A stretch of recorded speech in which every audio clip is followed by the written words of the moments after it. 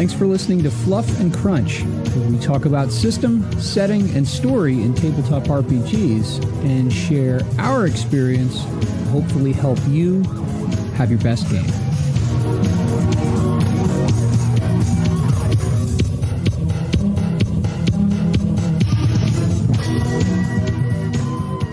Well, if you are watching or listening, it's been several months since I have posted anything new to this channel, and I was in kind of like a null space, a void space, wondering what I was going to do with the show. I can go into more of that later. You can go back to some of my most recent last episodes to see about some of the changes that I went through a couple of months ago regarding the show, but I have decided to give it a go at resurrecting the thing. I went into my AD&D First Edition Player's Handbook, and we made our System Shock or Resurrection save based on our Constitution, and so we're going to give this a whirl. So if you're new to the show, my name's Jeremy. I have been playing and mostly GMing for most of my life. That is since the very early 80s.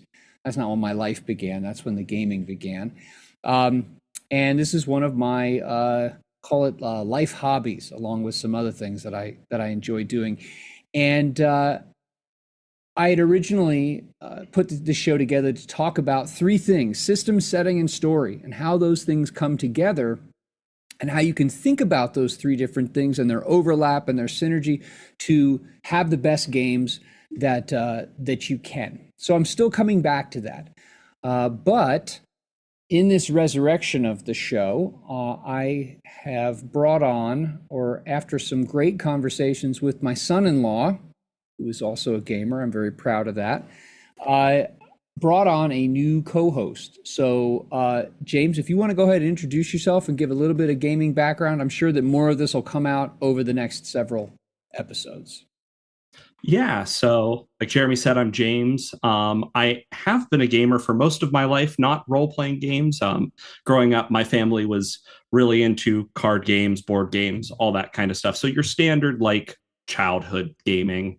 But when I got into college, I met a few friends who were longtime game masters that wanted to actually start a campaign. So in the fall of 2017, I played my very first session of Dungeons and Dragons, like most people who get into role-playing games, and then kind of evolved from there. I've played in dozens of Dungeons and Dragons campaigns, adventures, one-shots, all that kind of stuff. But since I've met Jeremy, I've had the opportunity to learn a lot of other systems, especially the 2D20 system, which I know is a favorite on the show. So that's been something that I've really enjoyed, but also had the chance to try out some other systems, and I've really enjoyed it. And now I'm looking forward to actually being able to be a GM more consistently instead of just a player. So that's one of the reasons I'm really interested in being a part of this show.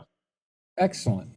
You know, and it's neat because, you know, you and I have had these conversations over the last couple of years of gaming and ideas, and like I said, you know, when we have time to visit in person, we've played some different games, but it's fascinating. You know, you are, in terms of like the generations of gamers and how, like, Dungeons and Dragons, it feels like to me has had this major era over the last 8-9 years or so. Really, I'd say like 6 or 7 years. This time where it blew into, like, almost into the mainstream. I mean, for all kinds of reasons. And so there are so many people who fit your description, who came in, like, gaming. Dungeons and Dragons to them is like what everyone calls tissues Kleenex or Jello. You know what I mean? That's gaming. That's role playing. It's D&D. And it's cool that you've been interested in, like, branching out and trying out different systems, and then of course wanting to sit on the other side of the screen, figuratively, even though I rarely use a screen. So so I think that I think there's a lot of great opportunities for you and I to talk about things about system and setting and story, because we come at this hobby, we both love it, and we love the stories and the ideas and the drama and all that stuff, but we come at it from these two different angles, and I think that we can have some really great conversations about that thing that sits between us, because we are coming from those different angles. So I'm looking forward to that. So to that end, we talked yesterday about a couple of things that had been like top of mind for you as you have started to run more games yourself, and then you're trying to entice people to play Traveler, which is just glorious. I think we'll talk more about that later. But you had a couple of questions, a couple of things that you wanted to touch on. So I figured in this first episode we could just have a conversation about those things. And you asked a question. You said you wanted to know how to handle a party of or a group of experienced or inexperienced or mixed players. So help me understand what you mean by that so that you and I are on the same page, because I think that's a really important question if I'm understanding it the right way. Yeah. So in the group of players that I play with regularly, there's about six of us that play pretty regularly, and then there are a few others that jump in and out. But at least one of the players has been a GM and player for, oh man, 15 years now. So even though he's my age, he's very experienced in play, both behind the screen and as a player. So he really knows how systems work.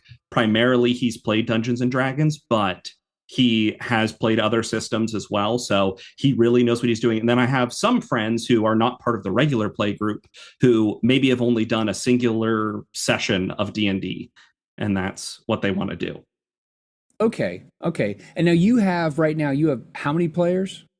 So the group that I'm trying to get to play Traveler, we currently have 4 players. So one is that player that has about 15 years of experience. And then the other 3 are, 2 of them were in our original Dungeons and Dragons party when we started.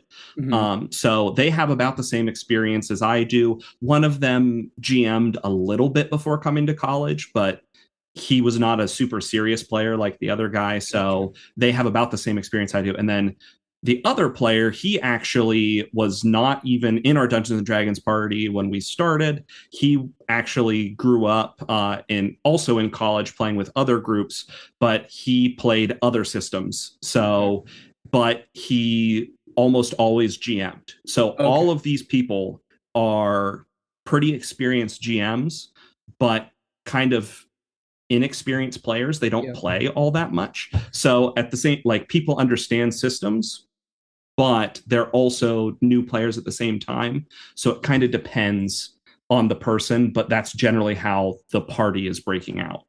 It's tough because I don't know if it's actually, I don't actually think that it is a like chronological experience, like X many years. I think it's when people come into the hobby, like what becomes normal to them, and then they repeat that. And some people are really comfortable playing everything's meta. That is, they use their character like you would a playing piece on a Monopoly board. They don't inhabit the character. They don't play the character. They play with the character. They use the character as an not even as an avatar, like as a playing piece within the world. So even if they use so I go over I go over and I do this, and that, and the third. Like I go over to the bartender and I tell him blah, blah, blah, blah, blah. And then I try to look like, kind of threatening so he'll take me seriously. People come into the hobby and if they play around, it tends to be, if they play around people who are like that, which tends to be more the norm, then that's what they tend to become. Whereas you've got other folks who want to speak in character, bad accent or not. They want to speak in character. Maybe they even get up and move around. Like, well, I stand like this, and they want to, I don't know, like the frustrated drama kid or something like that. They want to inhabit the character and actually play the character. And then you got people who are, some combination of the two. I think probably the bigger question is not so much the experience or inexperience, but what kind of a table experience do the people want, and what do they bring? And the hard thing with that is that you can have I recently had a game group dissolve. We all decided like, hey, we're gonna game with different folks because we realize that our preferences for how a game should go, and like how much are you playing in character, and how much are, whatever, those kinds of things, not interpersonal issues, but just like play style issues, were just way too divergent. And so you can have a conversation about that, but some people, I think, are not as aware of what they really want and how they really are. And so you have to have a conversation, I think, up front, but then you also have to revisit it after you've been playing maybe for a couple of weeks, and like you as GM feel like the norms are starting to come to the fore.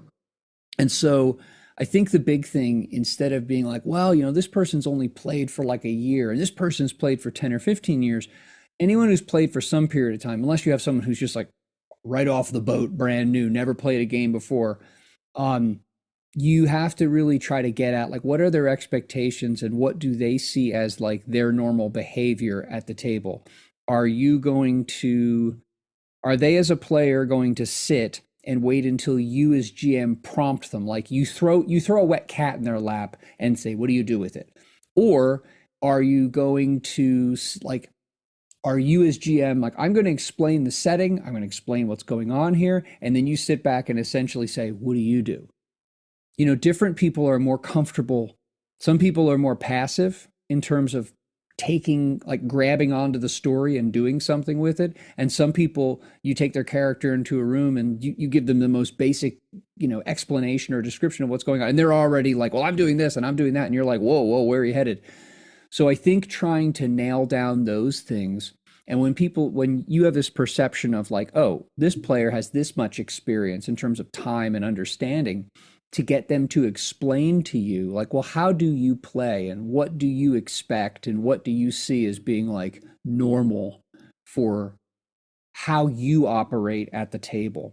And I think that when you have that group of your players, everyone has that conversation together, and then you as GM can start to think like, okay, I see where he's coming from and where he's coming from, and that helps you get your head around what is this group like.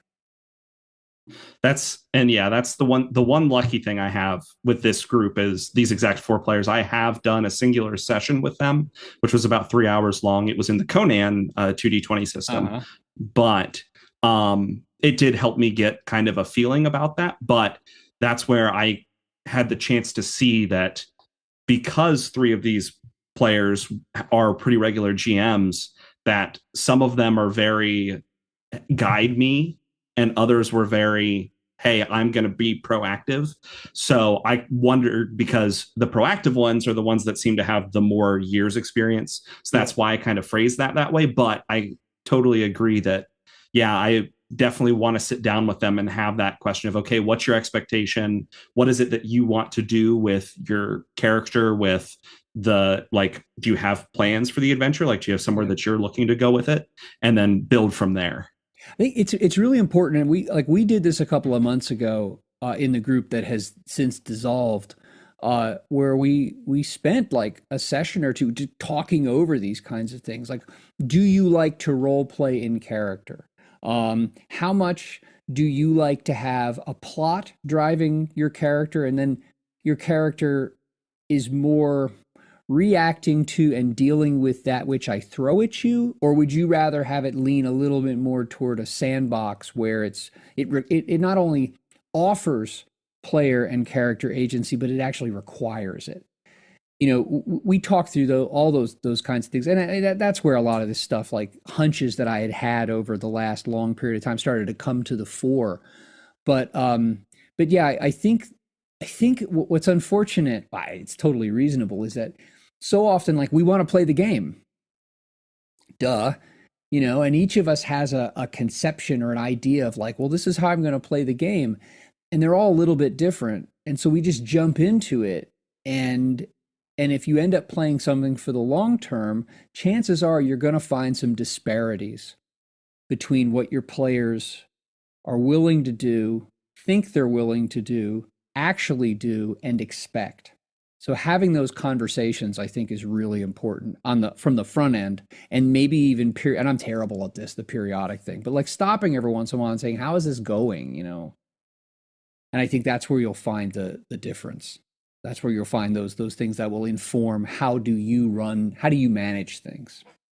Yeah, that's actually probably, I am trying to set it up here. Hopefully, by the time we record, I'll have some more on this that I'll be able to set that up and hopefully have that conversation with them. Yeah. It's kind of like an intro. I'll dig around because I actually think I came up with like not like a form, but like kind of a list of questions or topics that we could talk about. I'll see if I have something like that buried somewhere in my many, many nested folders of all this gaming stuff on my computer. So I want to tackle this next question because this one is really important, actually.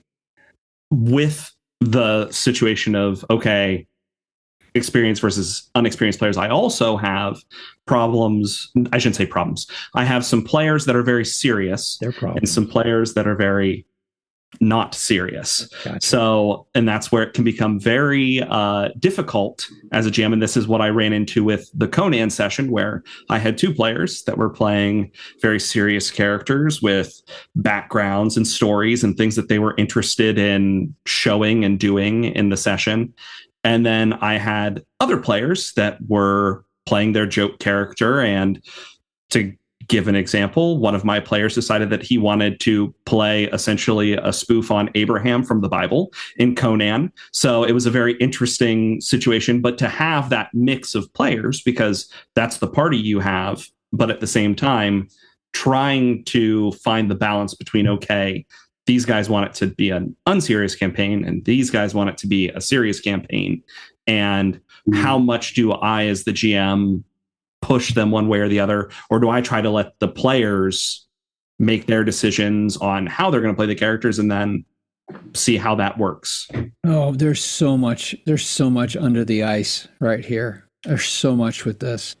And one of the, like board games, I mean, yeah, you have people like freaks like rage quit board games and minis games and stuff like that. But in a way, people who primarily play board games or minis games or card games, which I know you do, have it easier because you're really more about the objective rules. Yes, you are. It is still a human relations thing. If the person with whom you're playing the game is somehow just irritating to you, that's a thing.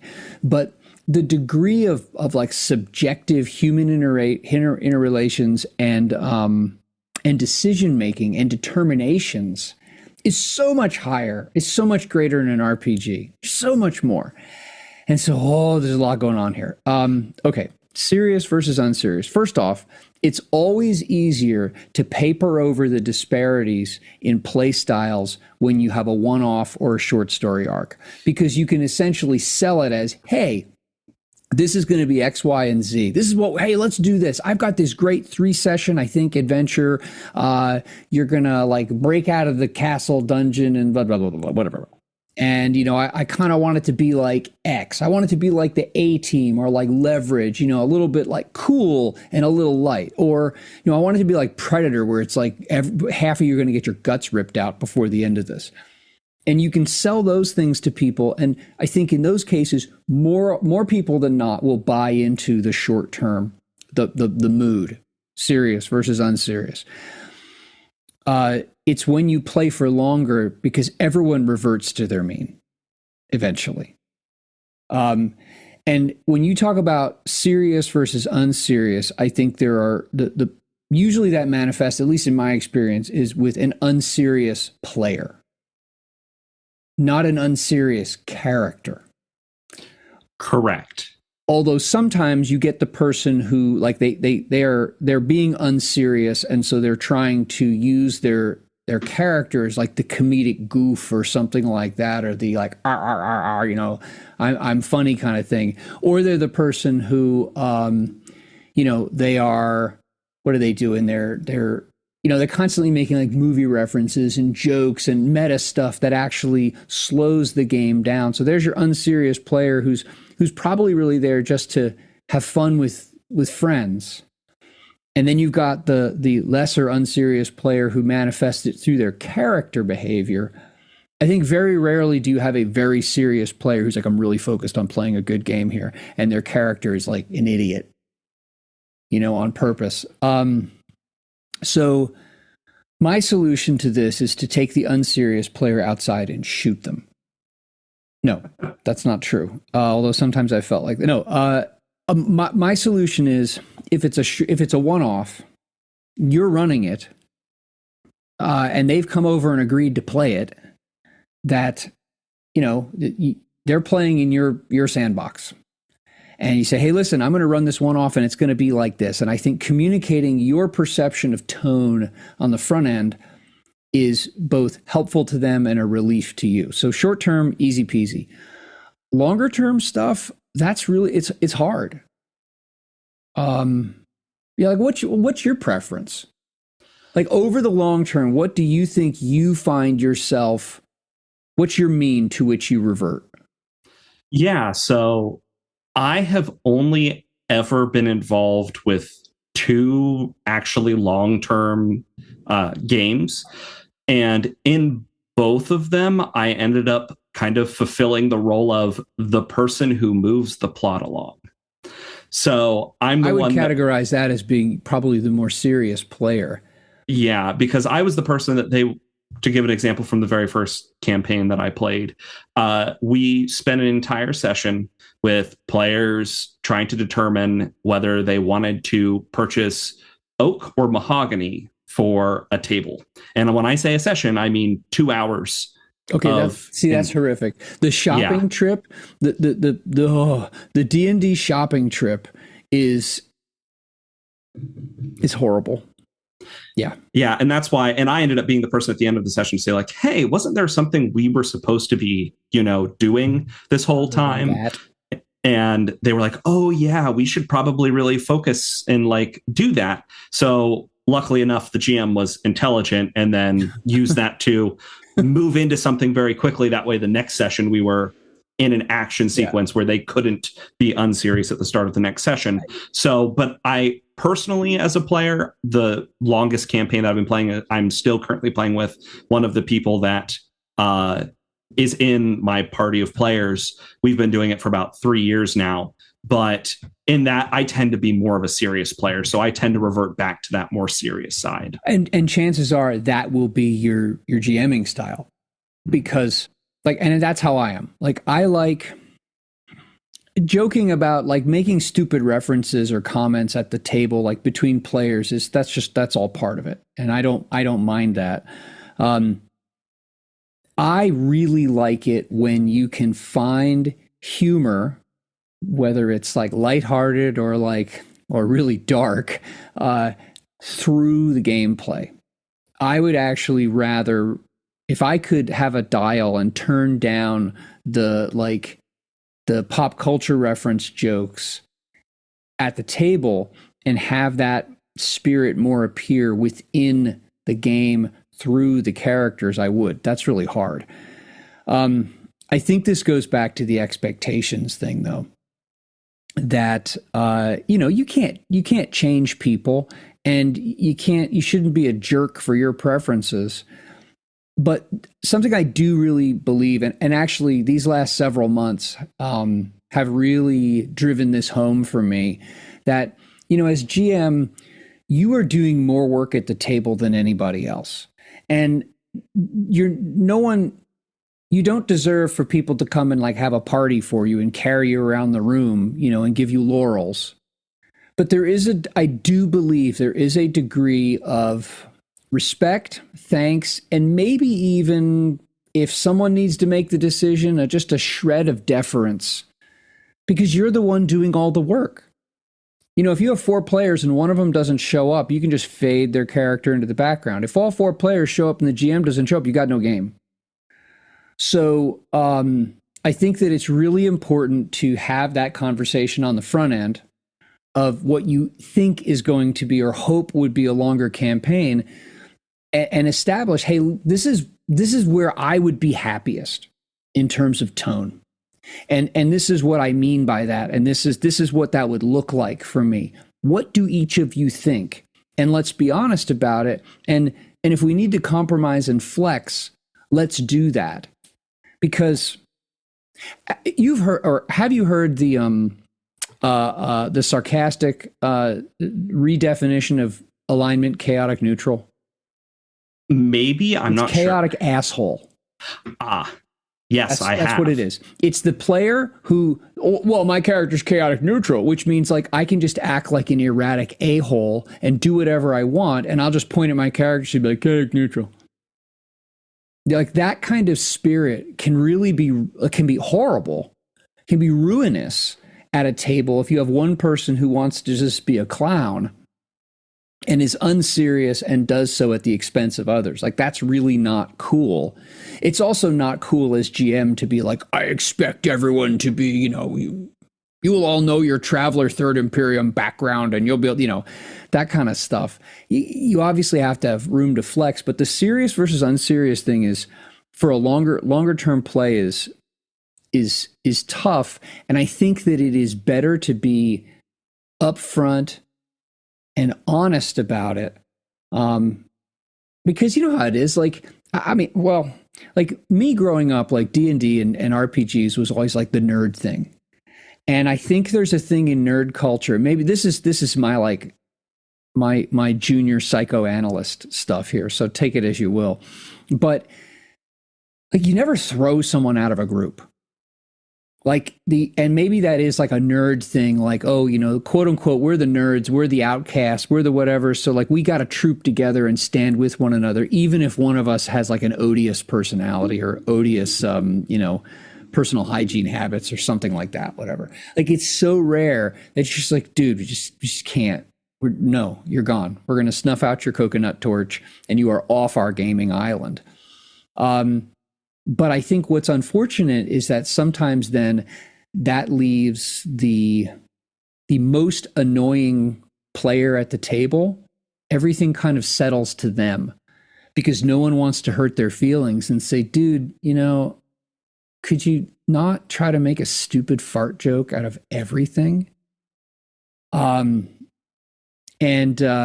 so I think that being upfront about like, and being, examining yourself and being honest with yourself, but like, what would I want to, do in this, is important. And as GM, again, you're the one putting in the work between the sessions that the vast majority of players never will. Maybe they'll think about it. Like if you had a really great session or you ended at a cliffhanger and you're going to come back and, on whatever night you're going to play, you have a player who's like, oh, all jazzed up about it and stuff like that.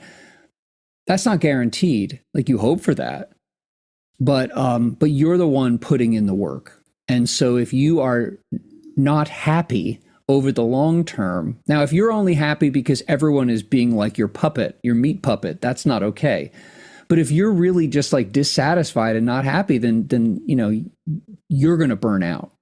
Mm-hmm. And that's where that was one of the things with this because first off, I've only played Traveler kind of a little bit on top of that. Yeah. But with these, because 3 of the players are such experienced GMs, that's where part of the issue falls in, that they've had to put up with this themselves. And so some of them are like, okay, I'm going to use this as my way to actually like do that, is partially my concern. Yeah. I know that some of them probably that won't be an issue whatsoever, but also there's that opportunity for that to happen. So that's why I'm like, I just want to ask and see how you would handle that. Because one of the things in Traveler that works in your favor as a GM against the worst kind of imbecilic behavior is law levels and authorities and stuff like that. If a character, I mean, it's weird. I think that sometimes fantasy games, fantasy settings, we let players get away with a lot more through their characters than they would in a different kind. Like many years ago, I was running a Cyberpunk 2020 game, and one of my players, his character, like inexplicably, was out of nowhere. They had, I don't know how much you know about Cyberpunk 2020, but like Cyberpunk 2020 is like all dark future and cyberware and Blade Runner and all that kind of stuff. And they had crashed some kind of a party, and all of a sudden, like trying to get away from some folks. And this guy's character, he's like, I pull out a grenade and like I just throw a grenade. I was like, what? Like you're just at a party with a bunch of like random innocent doofus, and you just blow them up. And so, I had him, he got arrested and his character was gone. I'm like, I'm sorry, Brad, but oops, hello. And I remember everyone at the table was like, what? Huh? Our violent game was okay along, when the violence was in context, but just like out of the blue like that, if, in Traveler, it is the tone, I think the default tone is a little more serious. So if someone acts like a bonehead repeatedly, and I think that when you, not like you want to go after your players, but if you want to reinforce a tone or a vibe, like if everyone agrees, hey, we want the game to be like this, and you have a series of descriptors so that people are clear on this is what this, and this add up to.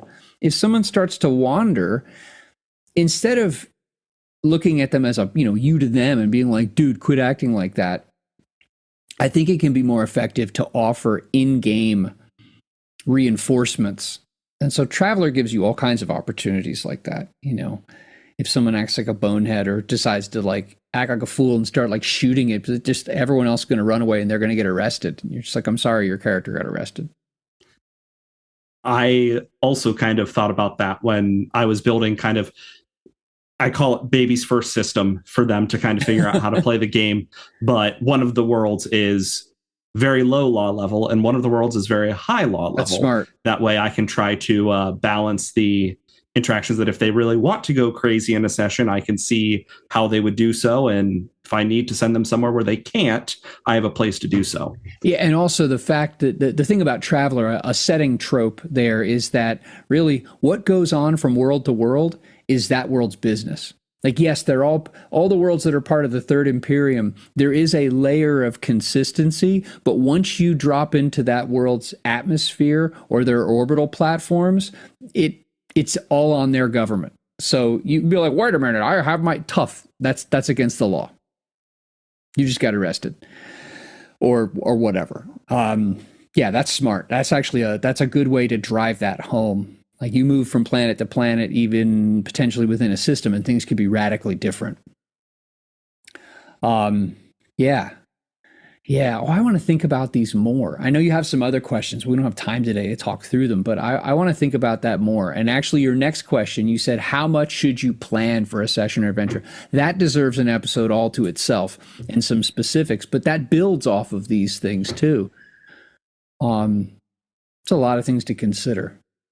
Anything else? What else do you think right here, just in closing? Do you have any other questions for me or comments or something like that? I know you're trying to get some folks who have played D&D virtually only to play something that is, Traveler's so different from D&D. My goodness, it's so different, especially modern versions of D&D. But what other thing, anything else on your mind right now that I can help you with?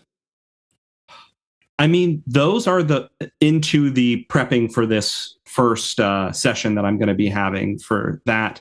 Those are really the main things that I'm interested in, or just because I haven't done a lot of the actual like GMing like directly to the players. Yeah. Having at least kind of a game plan of how to handle if things go off the rails one direction or the other, which I know I've kind of said it that I'm more worried about the unserious players in this taking it a little too far one direction. But it's also completely possible that for some reason they all come in a very serious mood and it derails in the other direction. So those have been kind of my main concerns. And then going into the session, I have done some planning already for kind of like, okay, I have the first session being kind of like intro to the system. They already kind of know how it works from character creation and reading through and that kind of stuff. But beyond that, I'm like, okay, I have my first, here are the options you have to get started in the game.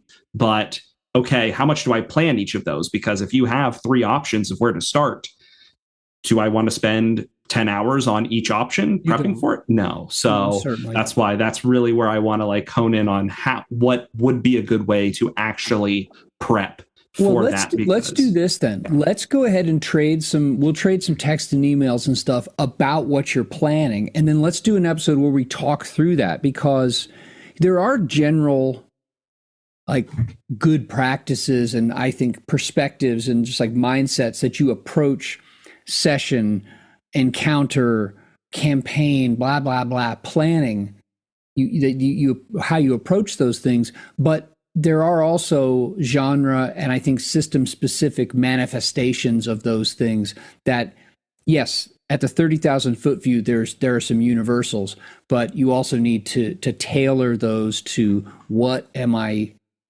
doing, in this game, in this setting. And Traveler, I could definitely, Traveler's such a great game. It offers so much, but it can also be tremendously overwhelming to a new GM. So what do you think about that? We could follow up this. We could just lead right into that. That sounds great. That would actually be super helpful of being able to move on into that. All right. Well, good deal then. All right. This is great. So listeners, if you have any thoughts, if you have any feedback or comments about this, please like, subscribe, drop some comments, let us know what you think, and offer up some advice, because the more we all share these things, the more I think we can all benefit from them. And then our next episode, James, we can talk about these specifics, about some ideas about how you can roll out Traveler well for yourself, but also for your players, because they could have just a terrific experience with it. Yeah, that sounds like a great plan, Jeremy. Cool. All right.